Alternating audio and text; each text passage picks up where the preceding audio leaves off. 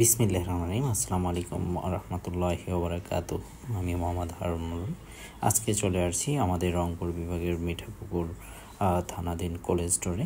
এখানে আমার সংরক্ষিত আলুগুলো কোল্ড স্টোর থেকে বের করে বাজারজাতকরণের জন্য পূর্ব প্রস্তুতি নেওয়া হচ্ছে। এখান থেকে পচা বা রোগাক্রান্ত যে আলুগুলো, এগুলো বাছাই করে গ্রেড নির্ণয় করে আমরা বাজারজাত করে থাকি আলহামদুলিল্লাহ। তো আমি গত বছরের ন্যায় এবছরও আলু আলহামদুলিল্লাহ মোটামুটি সংরক্ষণ করতে সক্ষম হয়েছিলাম, যা আজকের ভিডিওতে আমার দেখাচ্ছি ভিডিওগুলো।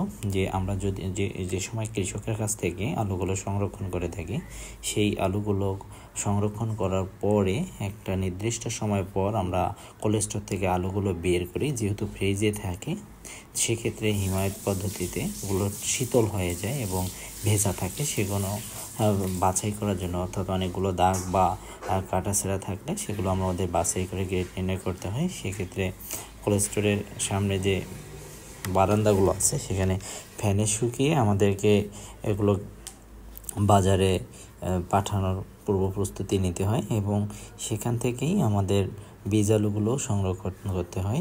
সকলের সহযোগিতা এবং ভালোবাসায় আগামীতে আলু সংরক্ষণে আরও এগিয়ে যাব ইনশাআল্লাহ। আসসালামু আলাইকুম।